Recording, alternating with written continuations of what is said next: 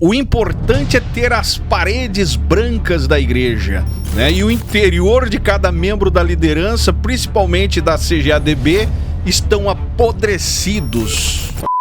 Eu vou começar o vídeo de hoje contando uma história para vocês. Eu sou filho de missionário e meu pai trabalhou em várias regiões, vários estados brasileiros, fazendo missão, implantando igrejas. E uma das regiões que mais marcou a minha infância, ou a nossa infância, eu e meus irmãos, foi exatamente no interior de Santa Catarina, na região do oeste catarinense, onde meu pai foi enviado para cuidar de um casal que morava numa cidade que não tinha igreja. Inclusive, o primeiro templo foi ele que construiu. Só tinha um casal, uma família. Se eu não me engano, era 2 filhos, o casal e 2 filhos da nossa idade. E esse irmão era policial na cidade.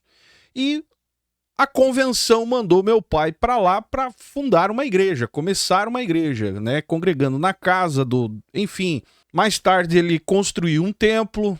Nós ajudamos na época, eu e meu irmão, puxando madeira, enfim. Para quem conhece o estado de Santa Catarina, foi na cidade de Presidente Castelo Branco, próximo à Concórdia. Mas o que mais marcou a minha infância nessa cidade foi que nós éramos discriminados, primeiro, por ser morenos, e olha que eu não sou da pele negra, mas éramos discriminados pela nossa cor, porque a cidade era só de alemão.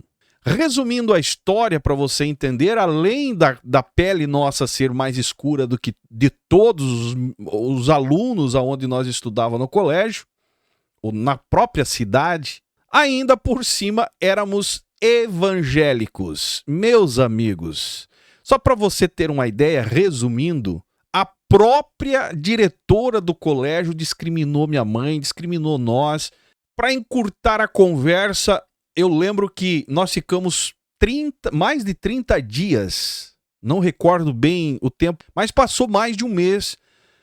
Nós tínhamos que sair do colégio escoltado pelo policial, que era um irmão a qual fazia-se culto na casa dele. E aquilo ali marcou a minha vida. Só que o tempo passou e mais para frente acabei me tornando um obreiro da Assembleia de Deus. E eu senti a mesma discriminação dentro da Convenção das Assembleias de Deus do Estado de Santa Catarina. E depois de uma certa idade é que caiu a ficha. Quando eu fui fazer um exame, eu não me lembro para que era. E a pessoa que estava fazendo olhou para mim e colocou eu como pardo. Até ali eu não tinha noção aonde eu me enquadrava. Eu me achava um brasileiro, que na verdade sou um brasileiro. E fui entender o motivo de tantas coisas que aconteceram na minha vida, principalmente dentro da Assembleia de Deus. E por falar em Assembleia de Deus, o estado de Santa Catarina, o Rio Grande mais ou menos, o estado do Paraná tem muito, principalmente no sudoeste, rola uma discriminação gigantesca dentro da Assembleia de Deus. Por mais que digam que não, mas existe. Vai visitar uma Assembleia de Deus em Blumenau, vai visitar uma Assembleia de Deus até mesmo em Joinville, vai visitar uma Assembleia de Deus lá no oeste catarinense, que você vai entender o que eu estou falando. Eu sempre comentei isso, a Assembleia de Deus sempre existiu um certo tipo de racismo e, digamos, racismo estrutural. Eu passei na pele com a cor de pele que eu tenho, um pardo. Porém, para variar, olha quem que apareceu falando asneira na internet. Pastor José Wellington Bezerra da Costa alerta sobre tendência de templos com paredes pretas. Olha o que ele falou. Cuidado. Não sabe que já tem templo da Assembleia de Deus pintado parede preta? Já viram isso aí? Irmão, por que preto, irmão? Preto é treva, rapaz. E ainda dá uma gargalhada, né, cara? Você pode dizer, mas isso aí não é racismo, Zá. Isso aí ele está se referindo à cor da parede da igreja. Pera lá. O capeta aqui é preto. Jesus é luz. Vós sois a luz do mundo, glória a Deus. Pintar a parede do tempo de preto, rapaz. Tenha paciência, rapaz. Mas isso não, em nome de Jesus. Chegue lá quando você voltar da escola bíblica, olha, compra lá uma lata de também pintar com cal, agora uma tinta branca, chama lá alguém, se não tem alguém, você mesmo pega, eu pego um rolo assim, pincel, e pinta a parede de branco. Amados, um prédio, uma sala para oferecimento de culto, eu entendo que os nossos tempos...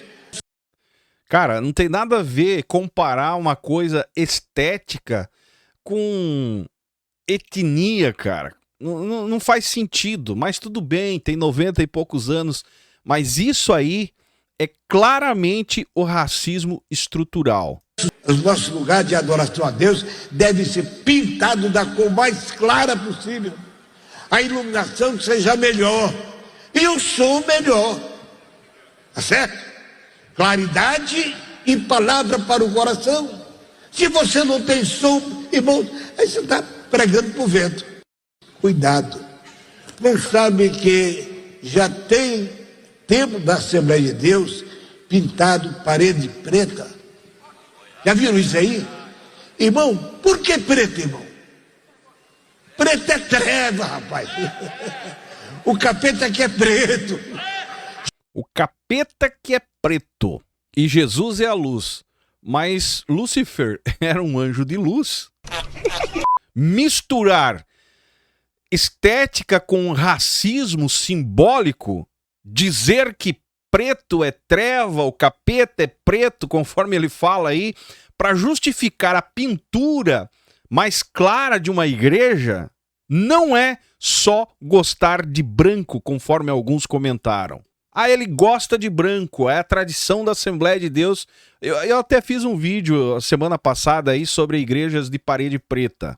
Isso aqui não é só gostar de branco, é enquadrar o preto como o mal, escuridão, inferioridade. E isso acaba produzindo uma lógica simbólica que já está impregnada no racismo estrutural. E eu vou dizer uma coisa para vocês. Negar que isso aí que ele acabou de fazer, o que fez, né, nessa reunião do obreiro, negar que isso aí seja racismo é uma omissão burra.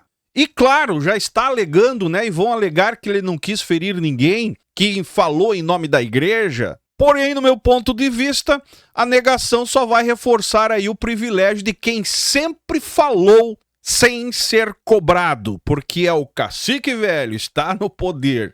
Porque se fosse um outro grupo aí sendo vítima, já tinha pedido desculpa até o arrebatamento da igreja, né? Já estava pedindo misericórdia. O que nós precisamos entender e saber é que o racismo interno existe na estrutura de poder. E isso aí não é um episódio isolado, e sim o reflexo de uma estrutura institucional que tolera ou até incentiva a associar que o preto é impureza, o mal é o escuro, e você pode dizer, pô, mas isso aí existe há décadas, cara. Sempre teve essa comparação, mas também existe há décadas dentro das próprias igrejas evangélicas, especialmente no sul, no sudoeste do nosso Brasil, a qual eu faço parte, convivi e vivo a minha vida, aonde a herança colonial embranqueceu o ideal do ser como correto. Branco é paz. Cara, eu ouço isso aí seguidamente, cara. Inclusive, justamente porque eu uso camiseta preta o tempo todo. E muita gente chega, pô, cara, visto uma camisa branca, tem que ser da paz. O que acontece é uma hipocrisia, cara, escancarada. Os mesmos que fazem esse tipo de coisa que eu acabei de falar aí, colocando, né, o preto como impureza, o escuro como mal, o branco como paz. E o engraçado é que a maioria dos que tem essa pegada aí a qual o pastor acabou de fazer, esses mesmo, inclusive ele, se eu não estou enganado, tem funcionários que são negros, tem motoristas que são pardos, recebe dízimos de pessoas negras, recebe ofertas de pessoas negras e ao mesmo tempo compara, né, a cor preta com algo do mal. É uma hipocrisia sem tamanha. Já passou o tempo da Assembleia de Deus falar o que queria em cima do púlpito, né, naquela tentativa de passar uma autoridade, um autoritarismo. Provavelmente não avisaram, né, o senhor JW aí. O que precisa ser dito, cara, é que a igreja não é neutra. Porque quando um líder associa preto ao diabo, branco à luz, a Deus, ele simplesmente está reforçando a narrativa de quem vale e de quem não vale nada. Anos atrás, isso até passava. E eu vi vários pastores tratar, cara, piadas de mau gosto. E os irmãos ficam ali levando na esportiva, é homem de Deus, enfim. Hoje não passa, cara. Hoje tem internet. Todo mundo tem voz. E é por isso que repercutiu essa fala dele. Isso é racismo estrutural. Não importa a comparação que ele fez. Ah, é só a pintura, Zaio. É só a cor de pintura. Não importa. Isso aí é, sim, fica claro, racismo estrutural. E jamais uma instituição religiosa deveria ouvir uma fala, principalmente vindo da parte da sua liderança. Uma vergonha, no meu ponto de vista. E quem cresce nesse ambiente aí, cara, acaba absorvendo sem perceber, cara. A ideia de que escuro é ruim, preto é das trevas, preto é do mal, branco é da luz. E eu deixo um alerta aqui, principalmente você que ainda frequenta a igreja. Cara, questiona, leva para o debate, para uma reflexão, quando você ouvir alguma coisa parecida com isso. Que é o que deveriam fazer os obreiros, né, de Belém, São Paulo. Mais respeito, primeiro, porque é o líder maior. Segundo, porque tem uma idade avançada. Quer dizer que pode falar tudo o que quiser. Não, meus amigos, não é assim que funciona. Tem que exigir, sim, mudança de postura, mostrar que espiritualidade não se constrói em cima de humilhação simbólica. E partindo já para o final do vídeo, para mim esse episódio só mostra o quanto ainda somos escravos de uma teologia da cor e uma liturgia da marginalização. E como sair disso?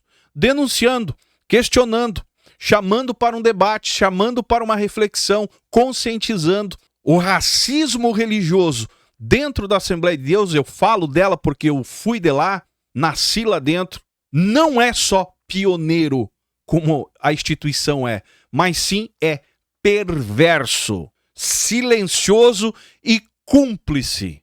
Se você concorda comigo, deixa o seu comentário aí embaixo. Se não é inscrito do canal, se inscreve. E mais uma vez, reforço, se você ver alguma coisa, racismo estrutural, vindo disfarçado de piada, de chacota, de um apelido, questiona, leva a pessoa a refletir e entender que as coisas mudaram e os tempos hoje não são mais como antigamente. Deixe seu comentário aí embaixo, seu joinha ajuda muito. Se não é inscrito no canal, se inscreve. Se já é inscrito, verifica a sua inscrição. E se você concorda comigo, comenta aí embaixo, deixe seu comentário que é importante. Me siga nas demais redes sociais e esse é o canal Fala Zay. Estamos juntos por um Brasil e um mundo melhor.